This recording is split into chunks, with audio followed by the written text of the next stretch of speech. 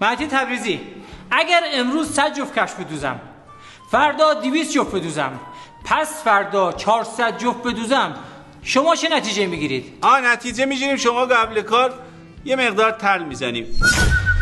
دهنه بیهوده.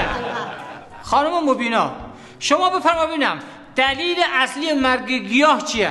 تولد گیاه استاد. آقای شهباززاده، شما بفرما ببینم زنبوری که بیشترین زحمت برای تولید عسل میکشه چی بهش میگن؟ میگن خسته نباشی، خدا قوت.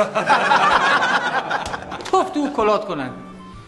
مهدی تبریزی، پشه که میفته تو آب چه صدایی میده؟ معلومه چرتا پرتا چیه میپرسی؟ صدا قل قل قل قل قل میده. دهن در من بیهوده. خانم شما بفرمایید چرا پرنده ها تو زمستان از شمال به جنوب پرواز میکنن؟ چون ماشین ندارن مجبورن پرواز کنن. خانم جان خودت رعایت کن. شربتی تو بگو اگه کسی قلبش ایستاد باید چیکار کنی؟ خب این که کاری نداره. اگه کسی قلبش وایسه صندلی میذاریم بشینه. ای قلبت وای میساد خوب بود. خانم شما بفرمایید نیوتن چیست؟ اگه یه تون بار جدید برسه بهش نیوتن میگویند استاد.